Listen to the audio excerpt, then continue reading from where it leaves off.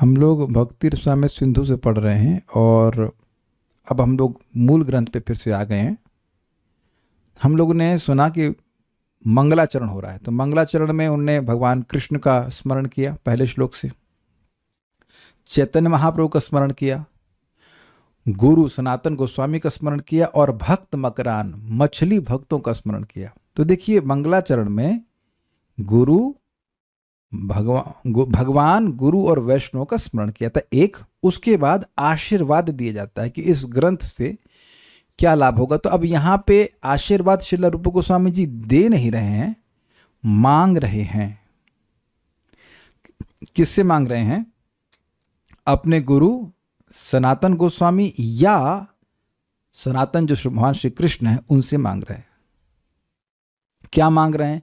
कि भाई बहुत से लोग हैं जो कर्म में मानसक है, मतलब तुम अच्छा कर्म करोगे तो तुम्हें अच्छा फल मिलेगा, इसमें ईश्वर और कुछ नहीं है। तो ऐसे कर्म में मानसा करने वाले लोग हैं, कुछ ज्ञानी लोग हैं, तो वह इस ग्रंथ का विरोध करेंगे। और ऐसा हो सकता है कि वो इतना कुछ बोलें कि लोग इस ग्रंथ के महत्व को तिरस्कृत कर दें। ये भय है उनको। तो कह रहे हैं कि ये जो ग्रंथ है ये इन सभी मीमांसकों के वाद विवाद को दबाकर, कुंठित करके, पराभूत करके, हरा करके लंबे समय तक विद्यमान रहे। ये बात को कहना चाहिए, ये एसेंस है इस बात का। बाकी उसको उन्हें बोला तो उन्होंने बहुत काव्यात्मक तरीके से, तो हम पहले इसको बोलते हैं। ये बोलने वाला श्लोक मेरे ख्याल से इसमें भी नहीं है। मीमांसक वडवाग्नेः कठिनामपि कुण्ठयन्नसौ जिह्वाम्।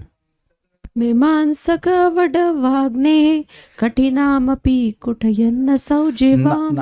कुण्ठयन् असौ जिह्वाम्। मीमांसक वडवाग्नेः कठिनामपि कुण्ठयन् असौ जिह्वाम्। मीमांसक वडवाग्नेः कठिनामपि कुण्ठयन् असौ जिह्वाम्। चलिए एक शब्द बोलिए। मीमांसक वडवाग्नेः कठिनामपि कुण्ठयन् असौ जिह्वाम्। स्फुरतु सनातन सुचिरं तव सुचिरं तव भक्तिरसामृताम्बोधिः। मीमांसक वडवाग्नेः कठिनामपि कुण्ठयन् असौ जिह्वाम्। मीमांसक वडवाग्नेः कठिनामपि कुण्ठयन् असौ जिह्वाम्। स्फुरतु सनातन सुचिरं तव भक्तिरसामृताम्बोधिः। स्फुरतु सनातन सुचिरं तव भक्तिरसामृताम्बोधिः। इसका अनुवाद मैंने नहीं रखा है। देखिए अनुवाद न रखने का कारण है कि वो हिंदी का अनुवाद और अंग्रेज़ी का अनुवाद मैच नहीं कर रहा था। तो दोनों को जो हमको समझ में ठीक से आया, इंग्लिश का अनुवाद ठीक है, हमको सही लग रहा था, लेकिन कठिनाई ये थी कि मतलब उससे अन्वय नहीं बना सकते हैं। तो अभी जो टेंशन मत लीजिए, जैसा है लिखा समझ लीजिए। सनातन ये संबोधन है। सनातन के आगे वो लगा हुआ ना, क्या कहेंगे इसको? संबोधन का एक चिन्ह है ना श्लोक में, स्फुरतु सनातन। सनातन मतलब हे सनातन श्री कृष्ण एवं श्री गुरु, सनातन गोस्वामी या सनातन वपु श्री कृष्ण। तव असौ भक्ति रसामृताम्बोधि, आपका यह है भक्ति रसामृत सिंधु। अम्बोधि मतलब होता है अम्भ मतलब जल, तो अम्बोधि मतलब जल का जलाशय यानी कि समुद्र। आपका क्यों कह रहे हैं? क्योंकि पहले वो प्रार्थना कर चुके हैं कि सनातन गोस्वामी जी या भगवान श्री कृष्ण इस भक्ति रसामृत सिंधु में सदा निवास करें। अभी प्रार्थना किए थे कुछ समय पहले। तो कह रही है भक्ति रसामृत सिंधु मेरा नहीं है, आपका है। ठीक है, तब आपका। उसके बाद कह रहे हैं मीमांसक बड़वाग्ने, मीमांसक रूप बड़वाग्नि की कठिनाम जिह्वाम, कठिनाम अपि भी जोड़ लीजिएगा, मिस्टेक हुई। कठिनाम अपि जिह्वाम कुंठयन, कठिन जिह्वा को पराभूत करे। कुंठित करना मतलब रोक दे, दबा दे, हरा दे तथा सुचिरम स्फुरतु, सुचिर काल तक स्फुरित अर्थात विराजित हो। इसका मतलब क्या है? देखिए वडवाग्नि क्या है, इसको मैं नोट से समझा दूं पहले तो समझ में आ जाएगा। दक्षिणी ध्रुव साउथ पोल के समीप समुद्र के भीतर अधोलोक से एक अग्नि बड़वा मुख नामक छिद्र से प्रकट होती है। समुद्र में साउथ पोल समझ रहे ना। भृगुवंश में जन्मे औरव जब कार्तवीर के पुत्रों द्वारा मारे जाने वाले थे तब उन्होंने क्रोध से एक अग्नि उत्पन्न की। इस अग्नि ने संपूर्ण संसार को संकट में डाल दिया। तब भार्गवों ने औरव को समझाकर इस अग्नि को समुद्र में डालने के लिए प्रेरित किया, जहां वह अग्नि अब भी छिपी हुई है और उसका मुख एक घोड़े यानी बड़वा के समान है। जिस प्रकार बड़वा अग्नि की ज्वाला को, नहीं बस इतना, ये इतना ही रहेगा, इतना ही रहेगा। आप नोट कहाँ तक है? नहीं बस ठीक है, इसकी यहाँ तक समझ में आया आपको? ये घोड़े, अब ये देखिए क्यों समझ में नहीं आ रहा है, क्योंकि आपने कभी समुद्र में अग्नि को नहीं देखा है। देखा है? नहीं देखा है। तो यही प्रमाणित कर रहा है कि समुद्र उस अग्नि को हमेशा दबा के रखा हुआ है। प्रभुपाद इसको अनुवाद में समझाएंगे अपने कि कुछ वॉल्केनो है, ज्वालामुखी हैं। ये अब तो समझ में आ गया ज्वालामुखी वाला एग्जाम्पल, कि ज्वालामुखी हैं वो फटते रहते हैं समुद्र के अंदर, लेकिन बाहर से कुछ दिखाई नहीं पड़ता, तो उनकी अग्नि को दबा के रखता है।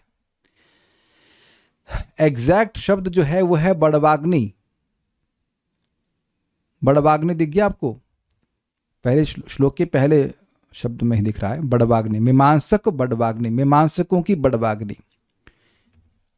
कठिनमपि मतलब बहुत कठिन है, कठोर है, फिर भी उसको कुंठित करे। और जिह्वा शब्द जो है ये बड़ी अच्छी तरह से उपयोग किया गया है। जिह्वा मतलब अग्नि और जिह्वा का मतलब जिह्वा। तो तुलना क्या की जा रही है? कह रहे हैं कि देखिए ये जो मीमांसक हैं इनकी जिह्वा अग्नि के समान है। ये बोलते हैं नहीं भक्ति महत्वपूर्ण नहीं है, कर्म महत्वपूर्ण है। या कोई कहे नहीं भक्ति महत्वपूर्ण नहीं है, ज्ञान महत्वपूर्ण है, तो ये दुख देने वाला लगता है कि नहीं? इनकी बात जलाने वाली होगी ना भक्त के हृदय को। कुछ समझ रहे हैं बात को? जैसे कहा जाता है, फॉर एग्जाम्पल ये कर्म मीमांसक कहते हैं कि जैसे कर्मकांड की महिमा जरूरत से ज़्यादा बोली गई है ताकि लोग कर्मकांड में प्रवृत्त हों, उसी प्रकार से नाम की महिमा भी अतिशय बोली गई है ताकि लोग नाम जप करें। ये नाम अपराध है कि नहीं? तो ये भक्त लोग तो ऐसा नहीं बोलते हैं, बोलते हैं कर्म मीमांसक जो कर्मकांडी लोग हैं। तो इनकी बातें कठिन नहीं लगती सुनने में, कठिन मतलब कठोर नहीं लगती हैं। तो कह रहे हैं ऐसी बातों के, ये बातें कैसी हैं? बड़वाग्नि के समान है। बड़वाग्नि मतलब घोड़े के मुख है वाला कोई स्थान है, जो भी होगा समुद्र में, उसके मुख से अग्नि प्रकट होती रहती है, उसको बड़वाग्नि कहते हैं। तो अगर समुद्र नहीं होता तो वो अग्नि जगत में दिख रही होती कि नहीं? और जिसकी नोट में दिया गया है कि कार्तवीर अर्जुन के लोग जो बेटे थे वो आकर के और ऋषि को मारने के लिए आए, तो ब्राह्मण हैं, युद्ध तो कर नहीं सकते, तो उन्हें अग्नि प्रकट करी। वो अग्नि संसार को जला रही थी, तो उनके पूर्वज आए, उन्होंने कहा कि इस अग्नि को समुद्र में डाल दो। तो वो जो अग्नि डाले हैं, ध्वंस करने वाली अग्नि, उसको बड़वाग्नि कहा जा रहा है। तो पॉइंट यहाँ पे समझा रहे हैं इस प्रकार से कि बड़वाग्नि जो है वो ध्वंस करने वाली अग्नि है। भाई हर अग्नि ध्वंस करने वाली तो नहीं होती है, नाश करने वाली तो नहीं होती है। आप अपने घर में खाना तो अग्नि से बनाते हैं, वहाँ तो कुछ क्रिएशन, कुछ सृष्टि हो रही है, लेकिन ये अग्नि नष्ट करने वाली है। तो इसकी तुलना की जा रही है कि जो ये कर्म मीमांसक हैं या ज्ञान के मीमांसा करने वाले हैं, प्रोपाउंडर्स कह लीजिए, तो वह लोग जो बात बोलेंगे वो अग्नि के समान है। उनकी जिह्वा जो है वो कठोर शब्द बोलेगी, भक्ति को आहत करने वाली होगी। तो ऐसा ना हो कि वो लोग कुछ बोलने लग जाएं, उनको भय हो रहा है, और Bhakti Rasamrita Sindhu is lost into oblivion. क्योंकि भक्ति रसामृत सिंधु ग्रंथ से जीवों का उपकार होगा। चैतन्य महाप्रभु की इच्छा थी कि इस प्रकार का ग्रंथ हो जिसके द्वारा भक्तों को गाइडेंस प्राप्त हो। तो वह प्रार्थना कर रहे हैं भगवान से और श्री सनातन गोस्वामी से कि हे सनातन गोस्वामी, सुचिरम मतलब लंबे काल तक, एटलीस्ट 10,000 साल तक, तब भक्ति रसामृत अंबोधि, आपका यह भक्ति रसामृत सिंधु स्फुरित होता रहे, अर्थात प्रकट होता रहे।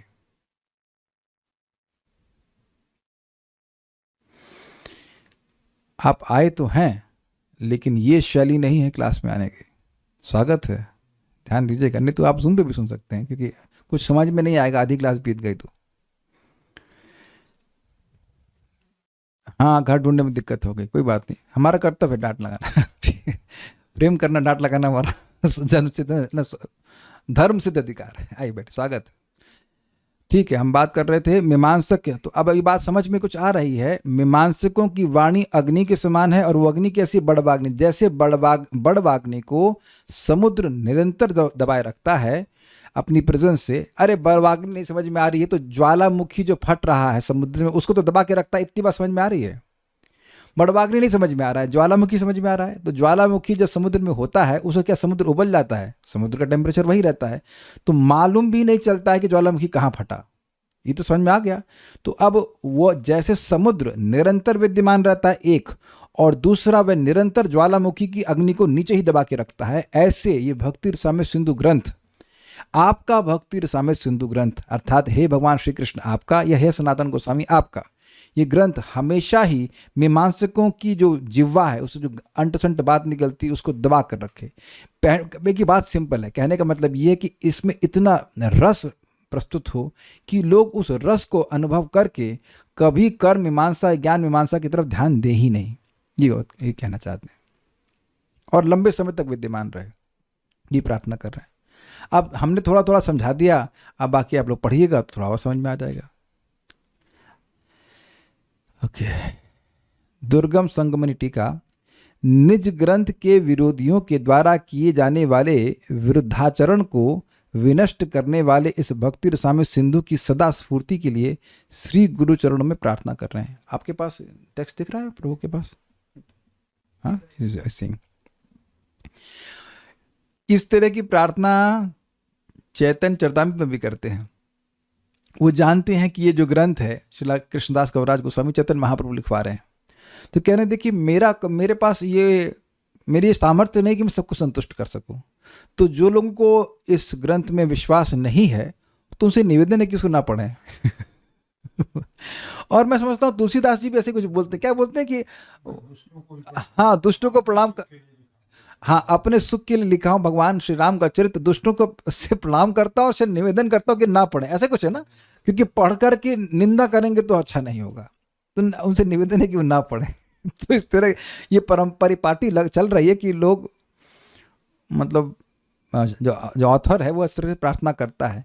कुछ ऐसे ही भागवत में भी समझ में आ रही बात, मुहु रहो रसिका भुवि भावुका। जो भगवान के प्रति प्रेमी है वो तो बार बार पढ़ें और बाकी लोग ना पढ़ें, ऐसा लग रहा है कुछ बात बोल रहे हैं। लेकिन एटलीस्ट यहाँ तो स्पष्ट है कि वो चाहते हैं कि जो कर्म मीमांसा करने वाले हैं, ज्ञान मीमांसा करने वाले हैं, उनकी बात को दबा करके ग्रंथ विद्यमान रहे, उसकी अथॉरिटी विद्यमान रहे और लंबे समय तक विद्यमान रहे। ठीक है, तो इसलिए भगवान से प्रार्थना कर रहे हैं। मीमांसक दो प्रकार के होते हैं, एक कर्म मीमांसक और दूसरे ज्ञान मीमांसक। देखिए मीमांसक का मतलब क्या होता है, जो मैं समझ पाया हूँ अभी तक, मीमांसा मीन्स सोच, फिलोसफी, उस सेंस में कहते हैं।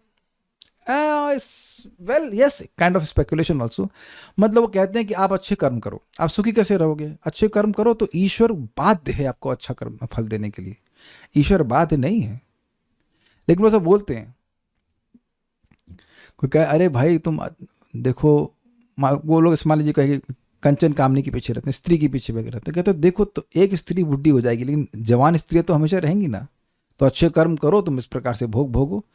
इस तरह की बातें वो कहते हैं। कर्म ही प्रधान, ईश्वर क्या कर सकता है? इस तरह की बातें जो है बहुत अच्छी, बहुत क्या बिल्कुल अच्छी नहीं है।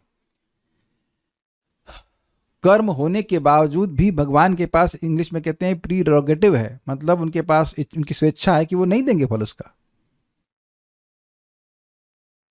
कर्माणि निर्दहति किंतु च भक्ति भाजाम, बोला गया कि नहीं ब्रह्म संहिता में। तो वो इस तरह की बातें बोलते हैं, ये भक्ति के विरुद्ध है बात। और ज्ञान में वाले क्या कहते हैं, देखो भाई भक्ति जो है वो दर्पण के समान है और ज्ञान जो है वो आंख के समान है। तो अब ये बताइए कि आंख के बिना कोई दर्पण का मतलब है? अब ये उनसे पूछो कि उपमा आई कहाँ से शास्त्र से? इसलिए ये बोले हैं, मतलब ऐसे ही बोले अद्वैताचार्य जी बोले, वो भगवान चैतन्य महाप्रभु गुस्सा दिलाने के लिए बोले, महाप्रभु आकर बोले, जाकर के मायावाद पढ़ा रहे थे वो, और महाप्रभु आकर के कॉलर मतलब पकड़ लिए, एकदम गला पकड़ लिए, बोलो ज्ञान श्रेष्ठ है कि भक्ति श्रेष्ठ है? तो एकदम एकदम शांत भाव से बोले, इसमें क्या संदेह है, निश्चित ज्ञान श्रेष्ठ है। तो क्यों? ज्ञान जो है वो आँख के समान है और जो भक्ति है वो दर्पण के समान है। कोई लॉजिक नहीं, महाप्रभु पिटाई करने लगे। तो आप समझ रहे हैं कि भक्ति देवी इससे दुखी होंगी। तो ज्ञान की मीमांसा करने वाले क्या बोलेंगे? भाई भगवान के वैकुंठ वैकुंठ कुछ नहीं जाना है, बस निर्विशेष ब्रह्म में लीन होना है। और कर्म मार्ग वाले स्वर्ग की प्राप्ति करते हैं। याद होगा गीता से, ना वेदवाद रतः पार्थ नान्य दिस्तीवाद देना, बस स्वर्ग जाना, कामात मानः स्वर्ग परा जन्म ऐश्वर्य फल प्रदा, ऐसे करके श्लोक है ना, कि बस वो कर्मकांड करना जानते हैं और जानते हैं कि बस वो स्वर्ग की प्राप्ति हो जाए, बस यही है, उससे अधिक कुछ नहीं, ऐसा बोलते हैं। वेदवाद रतः पार्थ नान्यद अस्तीति वादना, और कुछ नहीं वेद में, बस कर्मकांड है और उसके द्वारा आप स्वर्ग आदि की प्राप्ति कर लीजिए, बस वैकुंठ जाना ये सब बात नहीं करते। भक्ति को तो बिल्कुल महत्व नहीं देते। अरे भावुक लोग हैं। यहाँ तक कि एक स्टेटमेंट है कि भक्ति कौन करे? अरे ये जो लूले लंगड़े लोग हैं ये करें, जो जिनमें सामर्थ्य है वो ना करें। तो ये सब बातें खराब हैं कि नहीं? तो ये सब बातें यहाँ पे कह रहे हैं कि ऐसे मीमांसकों की बात को दबा कर रखे। जिह्वा शब्द अग्नि के संदर्भ में ज्वाला और जीव दोनों अर्थ में प्रयुक्त होता है। भाई जिह्वा तो स्पष्ट समझ में आ रहा है। आपने कभी सुना है वो लपलपाती हुई अग्नि और लपलपाती हुई जीव? तो आप देख रहे हैं कि अग्नि को भगवान का मुख कहा गया है, भगवान की जीभ कहा गया है। तो ये जिह्वा शब्द जो है वो अग्नि के लिए भी प्रयुक्त होगा, ज्वाला के लिए भी होगा और जीभ के लिए भी होगा। तो अब इसको ऐसे कह रहे हैं कि जो बड़वाग्नि की ज्वाला है उसकी तुलना कर रहे हैं मीमांसकों की जीभ से, जिस जीभ से व्यर्थ की बातें निकलती हैं वो बड़ी जलाने वाली होती हैं। कुछ समझ पा रहे हैं? जैसे बड़वाग्नि से, ज्वालामुखी से चली, ज्वालामुखी, अब तो क्लियर हो रहा है, ज्वालामुखी, जिसके मुख से ज्वाला निकलेगा। अब एकदम समझ में आ रहा है। बड़वाग्नि नहीं आ रहा, चलो समझ में, ज्वालामुखी समझ में आ रहा है। तो जिसके जो फटेगा तो ज्वाला निकालेगा, ज्वालामुखी से कभी पानी नहीं आएगा। ठीक उसी प्रकार से जो कर्म मीमांसक हैं और ज्ञान के मीमांसक हैं वह मुख खोलेंगे तो क्या बात करेंगे? वो अग्नि जैसी बात करेंगे। उनकी जीव जो है वो अग्नि के समान है, अग्निमुखी कह लीजिए वो है, क्योंकि वो खराब खराब बात बोलेंगे, भक्ति की बात नहीं बोलेंगे, ये बात कहते हैं। दोनों अर्थ में प्रयुक्त होता है। आगे देखते हैं। इस ज्वाला या जीव को बड़वाग्नि की जिह्वा, बड़वाग्नि जिह्वाम कहा गया है, जिससे यह यज्ञों की आहुति को भक्षण करने वाली प्रसिद्ध 7 अग्नि की ज्वालाओं से भिन्न मानी जाए। 7 अग्नि ज्वालाएं ये हैं: काली, कराली, मनोजवा, सुलोहिता, सुधूर्म वर्णा, उग्रा और प्रदीप्ता। अब देखिए बात यहाँ पे क्या कही गई है। जो यज्ञ की अग्नि होती है वह पवित्र है कि नहीं है? पवित्र है, क्योंकि उसके द्वारा आहुति को स्वीकार किया जाता है, क्लियर। लेकिन ये जो बड़वाग्नि है ये पवित्र नहीं, ये ध्वंस करने वाली अग्नि है। तो कह रहे हैं कि ये जो अग्नि है ये उस यज्ञ की अग्नि से अलग है, ये बात समझा रहे हैं। यानी कहने का आशय ये है कि जो कर्म मीमांसा है, ये जो ज्ञान मीमांसा करने वाले हैं, जो वो बोलते हैं वह कल्याण में नहीं होता, अपितु ध्वंसात्मक होता है। वह लोगों की श्रद्धा जो भक्ति में है उसको नष्ट करने वाला होता है। जैसे मैंने एग्जाम्पल दिया कि अगर कोई व्यक्ति ये सुने कि अरे हरिनाम की महिमा तो बहुत ज़्यादा बोली गई है ताकि लोग हरिनाम करें, तो ये कर्म मीमांसक बोलेंगे, कर्मकांड करने वाले लोग। जब वो सोचते हैं कि कर्मकांड में जैसे अर्थवाद है ऐसे इसमें भी लगा रखा है कि भगवान का नाम इसी प्रकार से अतिशय उसकी महिमा बोली गई, जबकि भक्त जानते हैं कि भगवान की महिमा पूरी बोली ही नहीं जा सकती, तो ज़्यादा कैसे बोलेंगे? तो आप समझ रहे हैं कि जो बात है ये ऑस्पिशियस नहीं है भगवान के, ये नाम के प्रति अपराध कर रहे हैं वो। तो बोलेंगे तो नाम के प्रति अपराध करेंगे, या वो कहेंगे कि अरे कृष्ण जो है, या ज्ञान मीमांसा करने वाले कहेंगे अरे वो देखो निर्विशेष ब्रह्म है, और जब वो सत्वगुण का संपर्क करता है तो वह कृष्ण या राम के रूप में आता है। तो ये आप अच्छी लग रही बात? ये बिल्कुल नहीं अच्छी लग रही ना, जलाने वाली बात है ना, गुस्सा आएगा। तो ये कह रहे हैं कि ये मुंह खोलेंगे तो ये अब ध्वंस करने वाले काम करेंगे, ये कुछ ऐसा काम नहीं करेंगे इससे किसी को ऑस्पिशियसनेस होकर कल्याण हो। तो ये बड़वाग्नि है, इसलिए इसकी तुलना बड़वाग्नि से कर रहे हैं। अग्नि सिंपल अग्नि से नहीं कर रहे हैं, ज्वालामुखी से कर रहे हैं। भाई ज्वालामुखी जब फटता है तो कोई मतलब उससे खाना तो नहीं बनाता है, कोई ऑस्पिशियसनेस तो नहीं होता है। मैं ज्वालामुखी इसलिए बार बार बोल रहा हूँ कि प्रभुपाद इसको इस प्रकार से समझाए हैं, अन्यथा एग्जैक्ट वर्ड है बड़वाग्नि। तो बड़वाग्नि ना समझ में आ रहा तो ज्वालामुखी समझ में आ रहा है, कहीं समुद्र में कोई छेद है वहां से अग्नि प्रकट हो रही है। ठीक है, ओके। कुछ श्लोक हो सकता हो कि वो थोड़ा काव्यात्मक होने से कठिन लग रहे हैं, लेकिन आगे वाले श्लोक बहुत ईजी हो जाएंगे। बस आज ही ईजी होने वाला है, ये मैंने समझा दिया आपको, इसको आगे पढ़ते हैं। अब यहाँ पढ़ते हैं, जिस प्रकार बड़वाग्नि की ज्वाला को समुद्र सदा उपस्थित रहकर पराभूत करता है, पराभूत मतलब दबा के रखता है, बाहर नहीं आने देता, उसी प्रकार यह ग्रंथ जो भक्ति रस का समुद्र है, मीमांसकों की वाक शक्ति यानी जिह्वाओं को दमित करने के लिए सदा विद्यमान रहे। मतलब ये ग्रंथ विद्यमान रहे और लोग इसको पढ़ करके कभी उनकी मति कर्म में या ज्ञान मार्ग में नहीं जाए। अब समझ में आ गई बात? ये बात है, ये बहुत इंपॉर्टेंट है कि आप देखिए, जब हम शास्त्र बार बार सुनते हैं तो कोई बात आपने कहीं से सुनी तो तुरंत आप तुलना करते हैं कि गीता में क्या लिखा है, भागवत में क्या लिखा है कि नहीं। तो उससे अब अगर वो बात भागवत से मैच करती है तो हम सम्मान देते हैं, और अगर भागवत से मैच नहीं करती है तो हम उसको रिजेक्ट करते हैं। नहीं, हम उस बात उस साधु की या उस साधु मतलब उस वक्ता की या किसी और ग्रंथ की बात को हम स्वीकार नहीं कर सकते। ये तो आप समझिए, नहीं तो करते ही होंगे आप लोग कि भाई देखो भागवत में लिखा है तो हम क्या बातें स्वीकार करें, हम नहीं कर सकते। अग्रीड। तो भक्ति रसाम्य सिंधु ग्रंथ सदा विद्यमान रहे। अब पॉइंट क्या है कि भागवतम 5000 साल के बाद भी विद्यमान है, तब ना आप इस प्रकार से कर पा रहे हैं। श्रीमद् भागवतम प्रमाणम अमलम, कभी कभी लोग कहते हैं कि इस पुराण में ये लिखा है, उस पुराण में वह लिखा है, तो ठीक है लिखा रहने दो, लेकिन भागवत में क्या लिखा है उसके अनुसार भक्त लोग अपने जीवन को चलाते हैं। कुछ समझ नहीं तो आप लोग कर ही रहे हैं कि भाई अन्य जगह कुछ भी बोला गया हो, भागवत क्या प्रमाण दे रही है। तो इसी प्रकार से कह रहे हैं कि भक्ति रसाम्य सिंधु इतना अच्छा हो कि इसमें ही भक्त अवगाहन करें। अब वो ये सिंधु उस अग्नि से प्रभावित ना हो, बिल्कुल भी नहीं हो। जैसे कि सिंधु एक वास्तविक सिंधु जो है वह बड़वाग्नि को दबा के रखता है, वो कभी बाहर नहीं आने देता। क्लियर? ठीक है। जैसे आप लोग स्वीकार करेंगे इस बात को कि हरिनाम की महिमा बहुत ज़्यादा बताई गई है, तो क्यों बोलेंगे, क्यों ऐसा नहीं स्वीकार करेंगे? क्योंकि श्रीमद् भागवत में ऐसा कहती है। मैं एग्जाम्पल दे रहा हूं भागवतम से। ओके, श्लोक के संपूर्ण अर्थ से यह स्पष्ट होता है कि उनकी इच्छा केवल कुंठित करने की नहीं बल्कि अतिशय रूप से कुंठित करने की है, अर्थात उनके दोषारोपण का पूर्णतः विनाश हो। मतलब वह इस भक्ति रसाम्य सिंधु ग्रंथ में दोष निकाल ही ना पाए,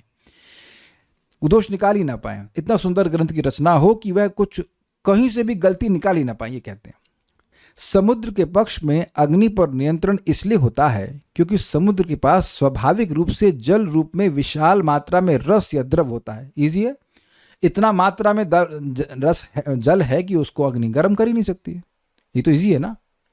आप विचार कीजिए कि आप अपने पॉट पे कुकर में पानी उबालते तो नीचे से हीट आती है, लेकिन पानी कम है इसलिए गर्म हो जाता है। अब तो समझ में आ रहा है। लेकिन ज्वालामुखी भी फट रहा है, लेकिन समुद्र क्यों नहीं फट रहा है या गर्म क्यों नहीं हो रहा है? क्योंकि वह उसकी मात्रा बहुत अधिक है। ये बात है। इस ग्रंथ के संदर्भ में आलोचना पर नियंत्रण इसलिए होता है, मतलब इन कर्म मीमांसकों या ज्ञान मीमांसकों की आलोचना पर नियंत्रण इसलिए होता है क्योंकि इसमें स्वाभाविक रूप से अत्यंत मधुर रस विद्यमान है। कहने का अर्थ यह कि जो इस ग्रंथ को पढ़ेंगे उनको इतना सुख मिलेगा कि उस सुख की अनुभूति के कारण वह कर्म मीमांसा करने वाले या ज्ञान मीमांसा करने वाले पे ध्यान ही नहीं देगा। बोलते रहो यार, कुछ फर्क नहीं पड़ता। ये बात है, ठीक है। एक और अर्थ यह है कि उपमा द्वारा वह इस ग्रंथ जो रस का समुद्र है और सामान्य समुद्र के बीच का अंतर स्पष्ट कर रहे हैं। ये समझ में आया? समुद्र यद्यपि अग्नि को दबा रहा है लेकिन उसमें स्वाद नहीं हो, तो नमकीन वाला है। तो ऐसा पूरा नहीं बिठा लेना चाहिए कि ये सिंधु भी बिल्कुल नमकीन होगा। नहीं, ये रस का समुद्र है। मतलब देखिए, समझिए, तुलना किस चीज की गई है? इक्वालिटी क्या है? दबाने की। समुद्र जैसे बड़वाग्नि को दबा रहा है, बड़वाग्नि को दबा रहा, उसी प्रकार से ये ग्रंथ मीमांसकों की जीवा को दबाए जो कि अग्नि के समान है। ये क्लियर?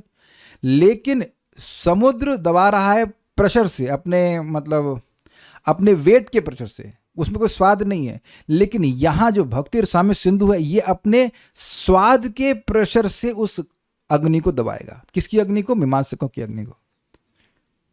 कुछ हिम्मत हो रही समझने की? ऊपर से जा रहा है। आ गया समझ में? मैं रूपक गोस्वामी जी का काव्य ना बड़ा जबरदस्त है। कितनी कॉम्प्लिकेटेड प्रार्थना है। प्रार्थना ही समझ नहीं क्या चाहते हैं, लेकिन आप समझ रहे होंगे कुछ बात कि वो वजन से दबा रहा है समुद्र और क्वांटिटी से दबा रहा है, लेकिन ये रस के प्रभाव से दबा रहा है। लेकिन दबाने में दोनों बराबर है। ये बात ठीक है। वड़वाग्नि समान समुद्र में स्थायी रूप से विद्यमान रहती है, मतलब ज्वालामुखी रहते ही है ना समुद्र के नीचे, किंतु वे आशा करते हैं कि किसी न किसी प्रकार उनके ग्रंथ की उपस्थिति के कारण मीमांसकों की आपत्तियां अल्पकालिक होंगी। इस विचार को ध्यान में रखकर वे प्रार्थना करते हैं कि ग्रंथ स्थायी रूप से बना रहे। ये समझे बात, कह रहे हैं कि ये ग्रंथ सुचिरम बना रहे, लेकिन जो मीमांसकों की बातें हैं, जो आर्गुमेंट है, वह लंबे समय तक न बनी रहे। मान लीजिए कोई, समझिए इस बात को, जैसे एग्जाम्पल एक लौकिक दे रहा हूँ। लौकिक एग्जाम्पल है चार्ल्स डार्विन का। तो मान लीजिए उसने कुछ ओरिजिन ऑफ स्पीशीज दे दिया, तो उस समय भी तर्क वितर्क कर रहे थे लोग, और आज भी तर्क वितर्क कर रहे हैं कि सही है गलत है। ये तो हम गलत नहीं बोल रहे हैं, आप लोग देखे होंगे। या और भी साइंटिस्ट लोग कुछ अपनी पीएचडी करते हैं, कुछ थ्योरी देते हैं, तो उस समय भी तर्क वितर्क होता है और आगे भी तर्क वितर्क बना रहता है।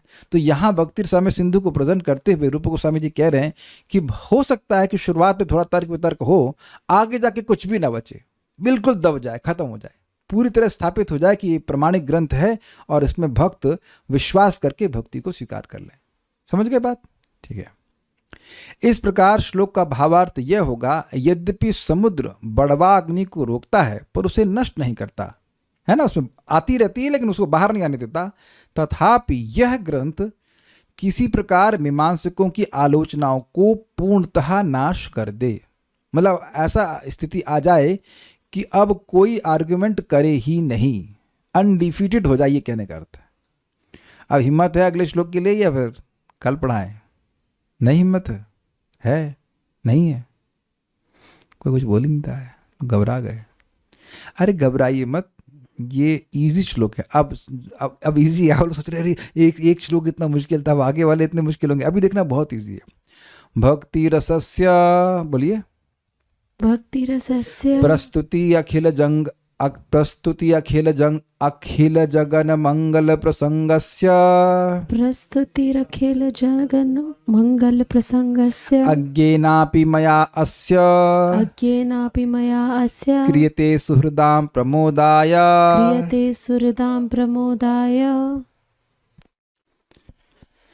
ये इजी है। ये यहाँ पे अपने ध्यान को प्रस्तुत कर रहे हैं। अन्वय देखिए, अज्ञे नापी, अज्ञ होने पर भी, ध्यान से बोल रहे हैं कि मैं तो कुछ नहीं जानता हूं, फिर भी मया, मेरे द्वारा, अस्य भक्ति रसस्य, इस भक्ति रस की प्रस्तुति मतलब प्रेजेंटेशन, अखिल जगन मंगल प्रसंगस्य, समस्त, अखिल मतलब समस्त, जगन मतलब जगत, समस्त जगत के मंगल स्वरूप श्री कृष्ण का प्रसंग जिसमें है, उसको सुहृदाम प्रमोदाया, सुहृद जनों को आनंदित करने के लिए क्रियते अर्थात की जा रही है, या मैं कर रहा हूं। अब यहां पे एक बड़ी इंपॉर्टेंट बात है, दो शब्द हैं वो महत्वपूर्ण हैं, प्रस्तुति और प्रसंग। दिख गए आपको शब्द? देखिए, प्रस्तुति मतलब जिस विषय को आप बोल रहे हो, जो आपके सामने प्रेजेंटेड, लेकिन उसको समझाने के लिए प्रसंगवश कुछ और बात बोलते हैं। कुछ बात समझ में आ रही है ना? जैसे कि मान लीजिए प्रस्तुत विषय है छठे स्कंद के प्रथम अध्याय में कि नरक से लोगों का उद्धार कैसे होगा, ये आपके सामने टॉपिक है। अब इस टॉपिक को समझाने के लिए एक कथा बोली गई अजामिल की, तो कथा अजामिल का प्रसंग आ गया क्योंकि वो प्रस्तुत विषय से संबंधित है। अभी आप प्रैक्टिकल देखो, मैं कुछ समझा रहा हूं कि प्रस्तुति और प्रसंग में भेद क्या, ये हमारा प्रेजेंट ये टॉपिक है। इसको समझाने के लिए मैंने भागवतम से आपको बात बताई। क्या आपने ऐसा कभी नहीं किया है?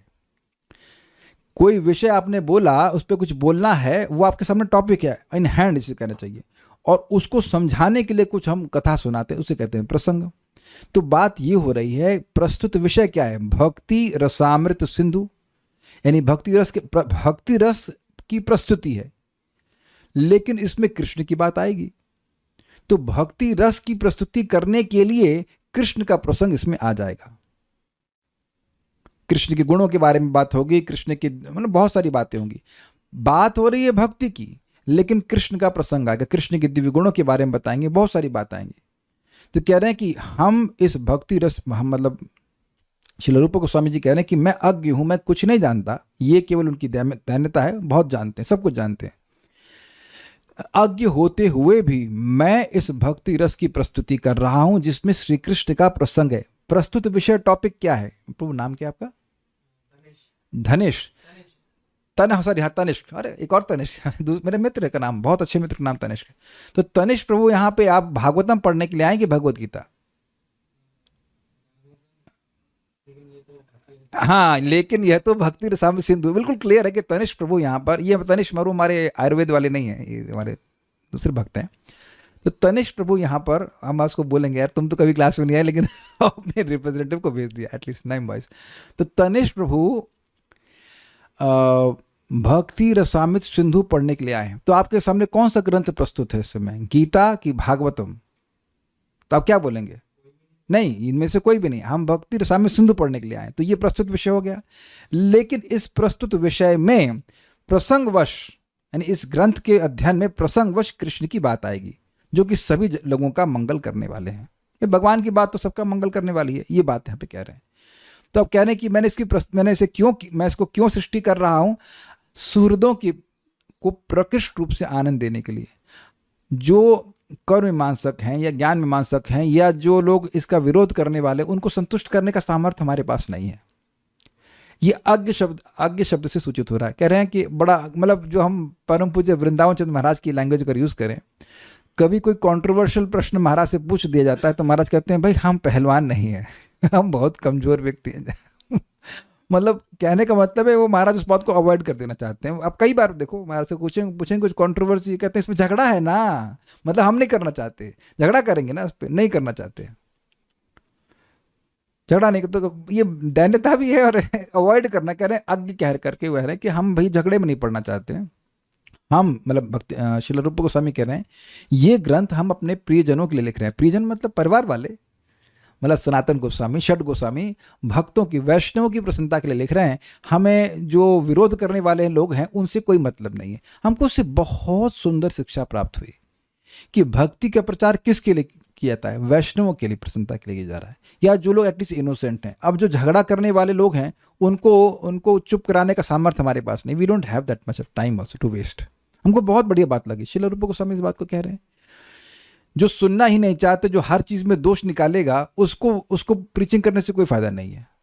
और कह देना चाहिए कि भैया हम नहीं जानते कुछ भी, सीधे बोल देना चाहिए। देखिए लिखे हुए अज्ञे नापे। ये श्लोक समझ में आ गया? इजी है, मुश्किल नहीं है। अब बहुत इजी श्लोक है, बस पढ़ेंगे और समझ में आ जाएगा आप लोग। भक्ति रसस्य प्रस्तुति, भक्ति रस की प्रस्तुति में अखिल जगन मंगल प्रसंगस्य, जो पूरे जगत के लिए मंगल स्वरूप हैं, उन भगवान श्री कृष्ण का प्रसंग होगा। उसका अज्ञे नापी, मैं यद्यपि अज्ञ हूँ फिर भी मया, मेरे द्वारा, अस्य, इस ग्रंथ की क्रियते, सृष्टि की जा रही है, सुहृदाम प्रमोदाया, जो मेरे सुहृद हैं, जो मेरे शुभेच्छु हैं, जो मेरी शुभ कामना करते हैं, भक्त हैं, उनको प्रसन्न करने के लिए मैं कर रहा हूँ। ठीक है। दुर्गम संगमनी, अनुकूल व प्रतिकूल पंडितों के प्रश्नों का समाधान करने की शक्ति मुझमें नहीं है। अनुकूल प्रतिकूल समझ रहे हैं, ये सही है इस ग्रंथ में, वो गलत है। वो आप जो सोच रहा था सोचो, हमारे पास उसका समाधान करने की शक्ति नहीं है, श्रील रूप गोस्वामी कहते हैं। किंतु अज्ञ होने पर भी भक्ति रस का वर्णन निरुपाधि हितकर्ता सुहृदों के प्रमोद के लिए कर रहा हूँ। निरुपाधि हितकर्ता का मतलब समझते हैं? देखिए, जगत में लोग मानते हैं कि मैं अमुक व्यक्ति का बेटा हूं या पिता हूं, मैं पुरुष हूं, स्त्री हूं तो है ही, लेकिन मान लेते हैं कि मैं इस व्यक्ति का ये हूं और इसलिए उसका हित करते हैं। अग्रीड, इसीलिए करते हैं। तो निरुपाधि हित करता मतलब जो जीव मात्र का कल्याण करना चाहते हैं। तो कह रहे हैं ऐसे भक्तों के लिए जो मेरा भौतिक उपाधि से ग्रसित होकर मेरा कल्याण नहीं करना चाहते हैं, ऐसा नहीं, जो हर किसी पर दया करते हैं, उनको प्रसन्न करने के लिए मैं ये ग्रंथ रचना कर रहा हूं। ये पंडितों से झगड़ा करने का मेरे पास ऑप्शन नहीं। आप कभी देखना कि पंडित लोग they have to speak something different. कभी कभी तो बात एकदम सीधी होती है, उसको भी घुमा कर बोलेंगे कि पंडित है ना, जस्ट।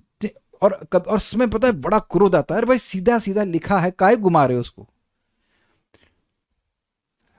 एक भक्त बता रहे दूसरे के लिए बोल रहे थे, थोड़े से वो कह रहे वो बहुत रमाते हैं। हम नाम नहीं रख सकते। रवाना मतलब समझ रहे हैं, कोई बात है उसको सीधे नहीं घुमा के, उसका ये मतलब उसका वो मतलब, वाह, जो सीधे लिखा उसको स्वीकार कर लेना चाहिए ना। तो कह रहे उनसे उनका समाधान नहीं हम कर सकते हैं। या श्रील रूप गोस्वामी कहते हैं, पहले वराक शब्द का प्रयोग जिस प्रकार दैन्य से किया गया है उसी प्रकार यहाँ पर अग शब्द का भी प्रयोग किया गया है। ये याद है आपको? वराक रूपोपी शब्द था कि मैं वराक हूँ अर्थात अत्यंत हीन हूँ, फिर भी मैं इस ग्रंथ को लिख रहा हूँ। उसी तरह यहाँ अज्ञ शब्द में का उपयोग कर रहे हैं। इसका मतलब यह नहीं कि श्रील रूप गोस्वामी जी अज्ञ हैं, लेकिन वो दैन्य में ऐसा अनुभव करके बोल रहे हैं। उसी प्रकार यहाँ पर अज्ञ शब्द का भी प्रयोग किया गया है। अर्थ है मतलब जैसे सारस्वत अर्थ था वराक का मतलब उनसे श्रेष्ठ कोई है नहीं, उसी प्रकार से यहाँ अर्थ अज्ञ का होगा उनके इनके अपेक्षा कोई ज्ञानी नहीं है। अ प्लस ज्ञ, अ मतलब नहीं और ज्ञ मतलब जानने वाला। जो कोई यानी कि सरस्वती जी कह रही हैं कि रूप गोस्वामी जी के समान कोई भक्ति तत्व को जानने वाला है ही नहीं। यद्यपि रूप गोस्वामी जी क्या सोच रहे हैं, मैं अज्ञ हूँ, लेकिन सरस्वती जी कह रही है कि नहीं, इनके समान कोई जानकार है ही नहीं। इस प्रकार महाज्ञानी होकर इस ग्रंथ का प्रणयन कर रहे हैं। लेकिन देखिए, अगर रूप गोस्वामी जी ऐसा कहते कि मैं महाज्ञानी हूं और इस ग्रंथ का रचना कर रहा हूं, तो शायद आप आगे श्लोक नहीं पढ़ना चाहते। Do you agree? कोई भी वक्ता बोले कि मेरी अनलिमिटेड इंटेलिजेंस है और उस अनलिमिटेड इंटेलिजेंस से मैं आपको कुछ बता रहा हूं, तो एकदम व्यक्ति उखड़ जाएगा, ये क्या बोल रहा है। तो ये ऐसा फील भी कर रहे हैं कि वो अज्ञ हैं, लेकिन वो अज्ञ हैं नहीं। तब प्रश्न होगा कि अगर ये स्वीकार किया जाए सारस्वत अर्थ कि मैं महाज्ञानी हूं, अज्ञ मेरे बराबर कोई नहीं जानता, तो अपी का क्या अर्थ होगा? तो कह रहे हैं अपी शब्द से स्वतः प्रयोजन प्लस अभाव व्यंजित किया है। मतलब अगर हम सारस्वत अर्थ लेते हैं तो अपी का कोई मतलब नहीं है। मैं अगर सोचिए इसका, अगर आप अपी का अर्थ लेते तो क्या होता? मैं महाज्ञानी हूं फिर भी मैं इस ग्रंथ की रचना कर रहा हूं, ये कोई मतलब हुआ इसका? वो कहे मैं मूर्ख हूं फिर भी रचना कर रहा हूं, तो समझ में आती है, दैन्य प्रस्तुत कर रहे हैं। लेकिन अगर आप सारस्वत अर्थ ले लेते हैं तब कहते हैं कि भाई मैं महाज्ञानी हूं फिर भी शास्त्र की रचना कर रहा हूं, तो ये लॉजिकल हुआ? कुछ नहीं हुआ ना। मैं बहुत अच्छा कुक हूं फिर भी खाना बना रहा हूं, ऐसा कोई बोलता है? ये बोलते हैं ना कि प्राय बोलते हैं, अब प्राय माता जी लोग बोलते हैं, कोई सीनियर भक्त आ जाए, वो खाना अच्छा भी बनाती हैं फिर भी दैन्य बोलती हैं, महाराज जी हमें खाना नहीं बनाना आता है, हम कुछ प्रयास किए हैं। यद्यपि हमें खाना नहीं बनाना आता है फिर भी हम प्रयास किए हैं। क्यों माता जी लोग? नहीं बोले कभी आप ऐसा? घर में भले ना रोज बोलते हो, लेकिन आप कोई सीनियर भक्त आ जाएंगे तो ये बोलते हैं। आप देखिए at that time we feel humble कि हम क्या बना सकते हैं इनके आगे ऐसे करके, लेकिन फिर भी बनाते हैं और अच्छा बनाती हैं। लेकिन फिर भी वो ऐसा बोलती है, हम तो जानते नहीं बनाना, ठीक से बनाना नहीं आता। क्यों वेदवाणी बोली थी कि नहीं बोली थी जब महाराज जी आए थे? महाराज जी हम तो नहीं जानते बनाना ये वो, और ये नहीं बताएंगे प्रभु जी रोज बनाते हैं। नहीं ठीक है, और अच्छा बनाते हैं। तो आप बोली ना उस में, कैन यू रिलेट विद रूप गोस्वामी लिटिल बिट कि अपी शब्द का मतलब क्या है यहाँ पे? अगर आप शाब्दिक अर्थ लेंगे तो अपी का मतलब है कि भाई हम कुछ नहीं जानते हैं फिर भी बोल रहे हैं, फिर भी कर रहे हैं। लेकिन अगर सारस्वत अर्थ ले लें कि भाई हम महाज्ञानी हैं फिर भी रचना कर रहे हैं, तो वहाँ पे अपी यूजलेस हो जाएगा। तो इसलिए कह रहे हैं वहाँ पे उसका प्रयोजन का अभाव है, इसको प्रयोजन नहीं हुआ। आ गया समझ में? इजी था? कोई वक्त ने प्रश्न किया है क्या? हाँ, हरिदास ठाकुर जी भी ऐसा कहें। ठीक है, आगे बढ़ते हैं। अब बहुत इजी है। अब ये बता रहे हैं कि इस सिंधु का डिवीजन कैसे किया है। एतस्य, मैं पढ़ देता हूं, एतस्य भगवद भक्ति रसामृत पयो निधे चत्वारः खलु वक्षन्ते भागः पूर्वादयः क्रमात्। एतस्य, इस भक्ति रसामृत पयो निधे, भगवत भक्ति रसामृत पयो निधि। पयो मतलब होता है, पयो मतलब क्या होता है? जल ही होता है। यस, जल की निधि मतलब जो जल का आगार है, उसमें पूर्वाद्य चत्वारा भागा। पूर्वादि मतलब पूर्व, कैसे चलता भाई? पूर्व, दक्षिण, पश्चिम और उत्तर, ये चार विभाग हैं। समुद्र को देखेंगे तो ये चार विभाग होते हैं कि नहीं?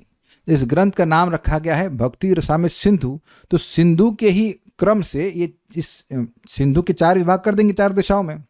तो वह इस ग्रंथ को स्कंद में विभाजन न करने के बजाय उसको इस विभाग में कर रहे हैं। पूर्व विभाग, दक्षिण विभाग, पश्चिम विभाग और उत्तर विभाग। ये समझ में आ गया? जैसे भागवतम को 12 स्कंद में किया गया है और यहाँ पर इसको 4 सेक्शन में किया, 4 दिशाओं वाले भाग विभाजन में किया। बस सिंपल सी बात। समझ में आ रहा है? पूर्व, दक्षिण, पश्चिम और उत्तर। खलु निश्चय ही क्रमात् वक्ष्यन्ते, क्रम से वर्णित होंगे। देखिए, एतस्य, इसके, इस भगवत भक्ति रसामृत पयोनिधि अर्थात समुद्र में चत्वारा खलु वक्ष्यन्ते भागा, निश्चित ही 4 भाग हैं, उनको कहा गया है। पूर्वादयः क्रमात्, पूर्वादि मतलब पूर्व विभाग, फिर क्रम से क्या आएगा बताइए? पूर्व के बाद क्रम क्या आएगा? क्लॉकवाइज चलिए, दक्षिण, वेरी गुड। उसके बाद क्या आएगा? पश्चिम, और उसके बाद उत्तर। तो हम लोग कैसे पढ़ते जाएंगे? पूर्व विभाग, दक्षिण विभाग, पश्चिम विभाग और उत्तर विभाग, इस प्रकार से डिवीजन होगा। तो आप समझ रहे हैं कि उत्तर विभाग सबसे लास्ट में आएगा। इजी है, ठीक है। दुर्गम संगमनी ग्रंथ आरंभ करने के लिए उसकी परिपाटी को एतस्य इत्यादि 4 श्लोकों के द्वारा कहते हैं। मतलब किस सीक्वेंस में यहाँ पे श्लोक रखे गए हैं, कंटेंट बता रहे हैं।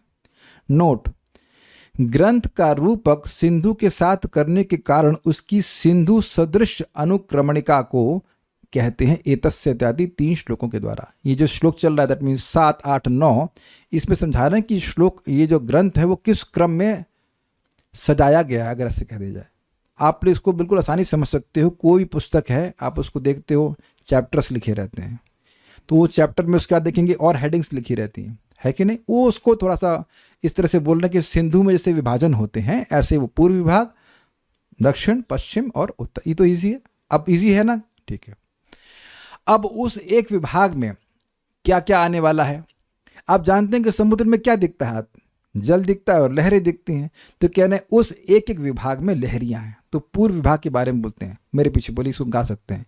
तत्र पूर्वे विभागेस्मिन् भक्ति भेद निरूपके, तत्र पूर्वे विभागेस्मिन् भक्ति भेद निरूपके, अनुक्रमेण वक्तव्यं लहरीणां चतुष्टयम्, अनुक्रमेण वक्तव्यं लहरीणां चतुष्टयम्। बोलिए।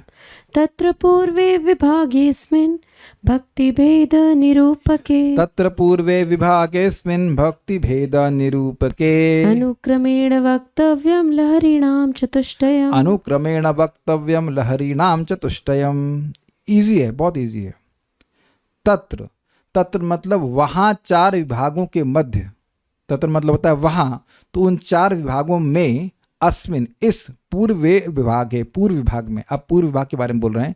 भक्ति भेद निरूपके, भक्ति भेद निरूपक, जो भक्ति के भेद का निरूपण करते हैं, उसमें लहरीणाम चतुष्टयम, 4 लहरी अनुक्रमेण वक्तव्यम, क्रम पूर्वक वर्णित होंगी। तो आप कहेंगे भक्ति तो 3 प्रकार की होती है, 4 प्रकार कैसे हो गई भाई? साधना भक्ति, भाव भक्ति और प्रेम भक्ति। तो देखिए, पहले भाग में, पहली लहरी में, क्षमा कीजिएगा, पूर्व विभाग की पहली लहरी में भक्ति का सामान्य वर्णन किया जाएगा।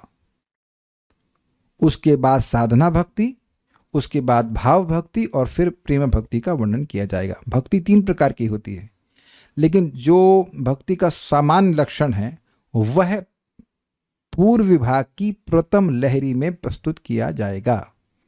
वो सभी के लिए कॉमन हो जाएगा। लेकिन उसके बाद विशेष रूप से साधना भक्ति, फिर उसके बाद भाव भक्ति और फिर प्रेम भक्ति। तो 4 लहरी हो गई कि नहीं हो गई? क्लियर? ठीक है, क्रम से बताए जाएंगे। तत्र, उन 4 विभागों में, अस्मिन पूर्वे विभागे, इस पूर्व विभाग में, अभी हम लोग पूर्व विभाग पढ़ रहे हैं। भक्ति भेद निरूपके, जो भक्ति भेद का निरूपण करता है, 4 प्रकार की, भक्ति में के विभिन्न प्रकार के भेद होते हैं, उनका निरूपण करने वाला है। अनुक्रमेण वक्तव्यम, अनुक्रम से बोला जाएगा। चतुष्टयम लहरीणाम, 4 प्रकार की लहरियों को। ठीक है,